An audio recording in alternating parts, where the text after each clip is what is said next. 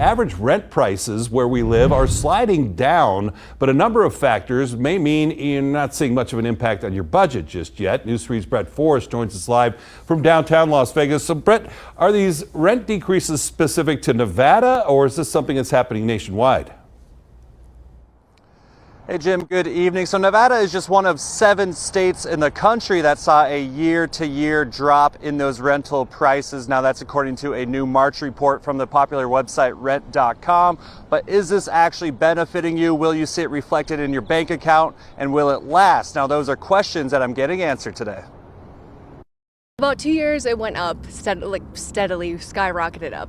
And I was lucky, it only went up about $500. I know a lot of people that it went up $1,000, $1,200, had to relocate. Wait, did we hear that right? $500? So yours went up $500 in 2 years? Yep. Wow. Mm-hmm. Those large rent increases were the reality for many Nevadans in recent years. But finally, the rental market is cooling, with yet another month-over-month decrease in Vegas prices. This time down over 2.6% from January. The average Vegas apartment now going for just about $1,800 a month, according to a new report from popular website rent.com.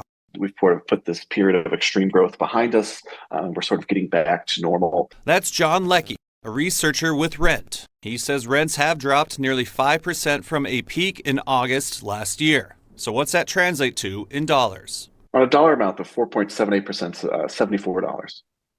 And for the state, the 6% is $101. Sure, it's good for renters to see prices going down, but it can also be a confusing time for them. Taking a step back, seeing how high prices remain compared to the average of $1,250 a month from pre-pandemic times. Leckie says those prices are a bygone era. The yearly growth numbers have been reducing, which is good news, but the month-over-month declines have also been getting smaller. So that suggests to me we're about to hit sort of a bottom to any of this sort of more recent price moderation. And groups like the Nevada Housing Justice Alliance welcome any kind of rent relief, but say Nevadans still struggle with other factors, including inventory and extra fees. The rent might be $1,000, you're paying $1,000 in deposit, $200 in application fees, security deposits. It really adds up. Now, something else that happened during the pandemic is the seasons stopped being tied to rent prices. Typically in the fall and winter, rent prices would dip down, then go back up in the spring and summertime, and that has not been the case in the last couple of years, but it does look like, once again, seasonality will become a factor, and experts are saying here in Las Vegas, we'll see the rent prices start ticking back up again here in a month or two. Now, as a renter, you can try to take advantage of this right now, try to negotiate, look for concessions before signing a lease. I'll have more on that in my live report coming up on News 3 live at 6. A local mother who is mourning a terrible loss of her daughter, who is just 19 months old. Her 9-year-old girl is recovering. They were both hurt in a hit-and-run crash. The driver's still on the loose. And a News 3 exclusive tonight, our Kate Munch has been talking with that grieving mother. Yeah, Jim, that driver still has not been found. The mom of 1-year-old Maya Escamilla tells me she knows who the driver is. Just hear like a whole bunch of shattering noises on the phone, and I hear my oldest crying, and I hear him yelling, "Get up, get up, get up, Mia." Mother of 2, Alejandra Barraza, says she was on the other end of the phone talking to her 9-year-old daughter, Mia, when this happened. Las Vegas Metro Police says after crashing into the wall, the driver, who they have yet to identify, removed 9-year-old Mia and 1-year-old Maya from the vehicle to a second location minutes away.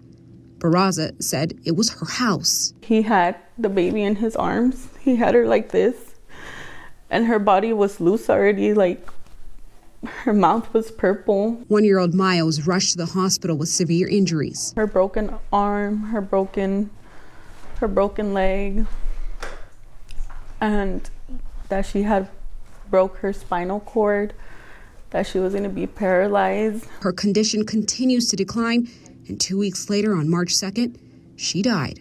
It shows her personality. The driver of the vehicle still hasn't been found. LVMPD says they took off, leaving the truck behind. In a report from police, they described the driver as a 28-year-old male.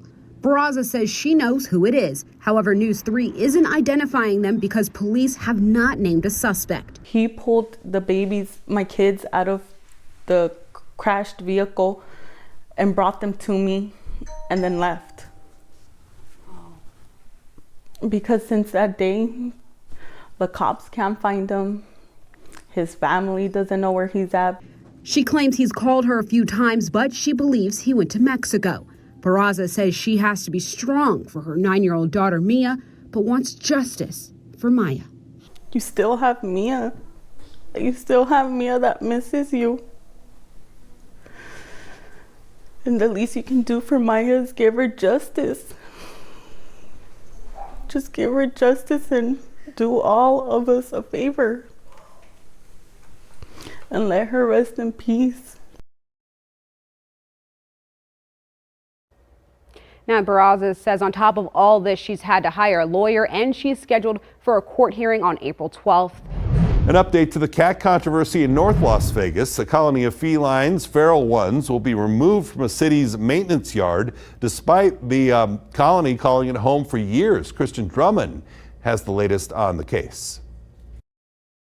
Well, removing the cats became a bit contentious. A city employee did not want them to leave a fenced-in maintenance yard on Brooks Avenue, but the city needs to remove them to start a major construction project. All parties came to an agreement last week, and now the process begins to relocate the feral cats.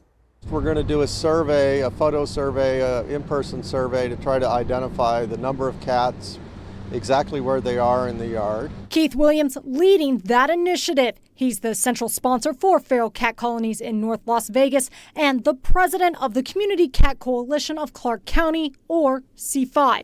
Williams set up 2 cameras on Monday to monitor the cats, one on a milk crate and the other on stairs to a trailer where the cats normally eat. After 10 days, Williams plans to trap the cats, take them to get spay-neutered and microchipped before releasing them outside the yard. Everybody understands they're going to scoot under the fence and go back home, but the feeding will continue outside the fence.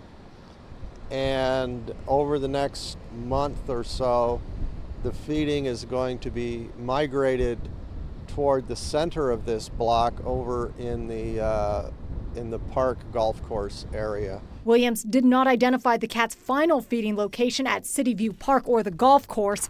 It's a precaution to avoid unresponsible pet owners dumping their cat with the colony. That just creates a headache that none of us needs. Williams says he has volunteers to start feeding the cats once they're in the park and golf course area.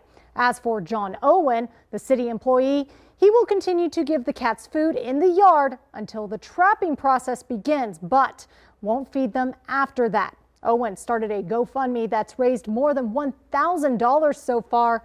He plans to donate the money to various cat organizations, including C5, but he tells me he still worries about the cat's safety at the park instead of being inside that fenced area. Click below and subscribe to News 3 and you'll get more stories about our community.